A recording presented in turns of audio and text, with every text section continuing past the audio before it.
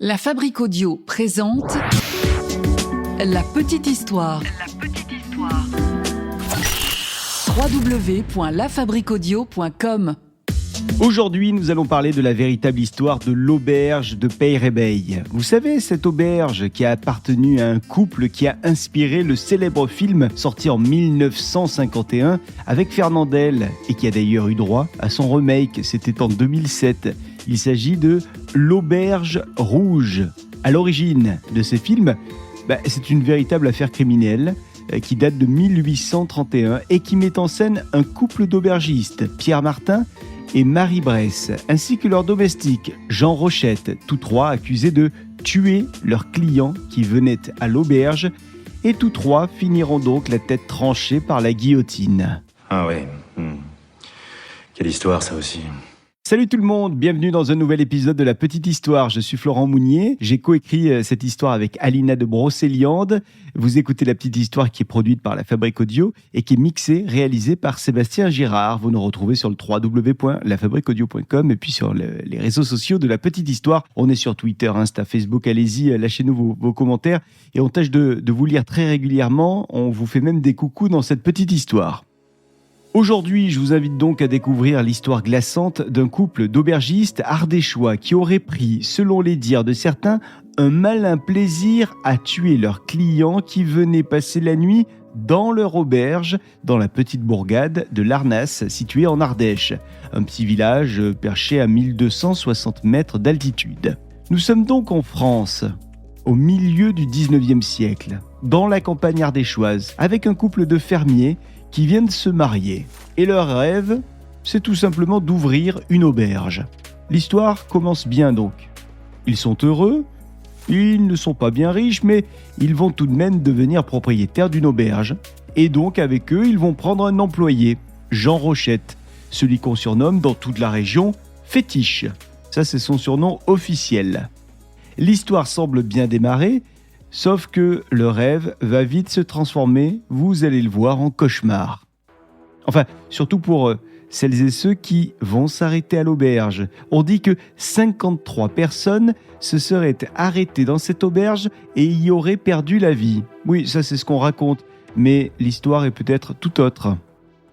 En tout cas, c'est une auberge à laquelle on a fini par donner pas mal de surnoms, dont celui d'Auberge Rouge, mais aussi de Coupe-Gorge.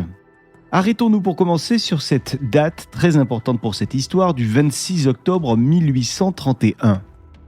Ce jour-là, le cadavre d'un homme est découvert sur les berges de l'Allier. Nous sommes à 10 km à peine de la fameuse auberge. Quand les forces de l'ordre découvrent le corps, elles tombent sur un homme qui a le crâne fracassé. L'homme a également un genou complètement broyé. Pas beau à voir du tout ça. Alors la police pense tout de suite à un meurtre pour vol. Oui, à l'époque, il y avait souvent des meurtres dans les campagnes pour des vols. Ça aurait pu être ça, mais curieusement, le porte-monnaie du Maccabée est toujours là. Et il y a son argent en plus à l'intérieur. Alors qui est cet homme à qui appartient ce corps laissé sans vie et qui gîte en pleine nature ? Les policiers mènent l'enquête et ils se rendent compte que la victime est un certain Jean-Antoine Enjolras, un éleveur du coin. Il semble que le pauvre homme était au moment des faits à la recherche de sa jeune vache, la génisse, qui avait disparu depuis quelques jours et l'homme était donc, selon son entourage, très inquiet de la disparition de sa bête. Toujours est-il qu'à la suite de la découverte du corps de Jean-Antoine, les gendarmes se dirigent vers l'auberge de Peyrebeille. Et ils y vont parce qu'en effet, le corps de Jean-Antoine est disposé comme s'il venait de cette direction. Et certains commencent à dire que les époux Martin auraient logé le paysan dans leur auberge de Peyrebeille juste avant la disparition de ce fameux Jean-Antoine. En fait, le jour où Jean-Antoine cherchait sa vache, ce jour-là, après des heures de marche, Jean-Antoine, fatigué, exténué, se serait arrêté dans cette auberge, histoire de s'y reposer un petit peu. Ça, c'est donc une version. Sauf que le couple Martin nie absolument cette version de l'histoire quand la police vient demander s'ils ont eu comme client un certain Jean-Antoine. Non, pas du tout. On ne l'a jamais vu. Ça, c'est ce que les Martins disent aux policiers. Alors pas de bol pour eux parce qu'ils ont un voisin, les Martin, un certain Claude Pagès, qui lui fait une déclaration totalement opposée. Quelques jours après que les policiers aient rencontré les Martin, ils vont donc à la rencontre de ce voisin qui dit avoir vu quelque chose d'étrange. Claude le voisin accuse carrément les Martin ou l'employé des Martin d'avoir transporté le cadavre sur une charrette jusque dans la rivière. Il dit qu'il a vu ça de ses yeux. Alors les policiers, convaincus par, en tout cas, la pertinence des propos de ce témoin, décident d'ouvrir une enquête pour meurtre. Et c'est à partir de ce moment-là que la France tout entière va vivre au rythme de cette enquête. On va suivre pas à pas l'évolution de l'investigation. L'enquête intéresse même jusqu'au sommet de l'État. Je vous le dis, tout le monde ne parle que de ça. Et vous le savez sans doute, mais quand il y a une affaire juteuse, eh bien souvent, il y a de nombreux témoins qui apparaissent. Des témoins qui ne sont pas toujours bien intentionnés et surtout des témoins qui ne sont pas toujours de véritables témoins. Et beaucoup n'ont qu'un mot à la bouche. Les Martin seraient, selon certains de ces témoins, des criminels. Le 18 juin 1833, le procès est officiellement ouvert. Nous sommes à Privas, devant la cour d'assises de l'Ardèche. Il s'est donc passé quasi 2 ans entre la découverte du corps sans vie de Jean-Antoine et le procès qui vient de s'ouvrir, avec à la barre plus de 100 témoins. Des témoins qui vont défiler pour dire ce qu'ils ont vu, ou plutôt ce dont ils ont entendu parler. Et là, croyez-moi, à la barre, on va entendre de tout. C'est parti pour un flot de rumeurs atroces sur les Martin et sur leurs employés. Les cupides Martin détrousseraient très régulièrement leurs clients et feraient même disparaître des corps. Alors pas seulement celui du pauvre Jean-Antoine, dit-on, non. Selon un grand nombre de témoins qui défilent donc à la barre, les Martin seraient à l'origine de pas moins de 53 disparitions.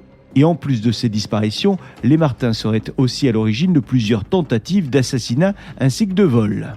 Certains paysans racontent même qu'ils auraient vu des mains humaines mijotées dans la marmite de la cuisine de l'auberge. Ou bien encore, on raconte que des corps auraient brûlé dans le four à pain de l'auberge. Ou même que les Martin feraient bouillir du plomb, puis forceraient ensuite leurs clients à avaler ce même plomb. On dit aussi qu'il leur arrive, je cite, de fracasser des corps d'enfants contre un mur. C'est donc, vous l'imaginez, un procès haut en couleur et sous tension. Et finalement, le 24 juin 1833, les époux Martin ainsi que leur domestique Rochette sont condamnés à mort. Et on ne traîne pas à mettre la sentence en pratique, puisque le 2 octobre 1833, les accusés sont guillotinés devant leur auberge. Ce jour-là, beaucoup de monde est venu pour assister au grand spectacle. On compte environ 20 000 personnes qui se sont rassemblées pour le Big Show, des personnes venues de toute la région et même d'ailleurs. Et une fois que les têtes sont tombées, eh bien le moment est venu de célébrer ça. Alors on se met à rire, on se met même à danser, à boire, à faire la fête quoi. Aujourd'hui encore, le souvenir de ce procès reste marquant, pour les Ardéchois notamment, et les supposés crimes des Martin ont tellement choqué la France que plusieurs années plus tard, même des décennies plus tard, ce fait divers a été retranscrit dans des livres, dans des articles, mais aussi au cinéma.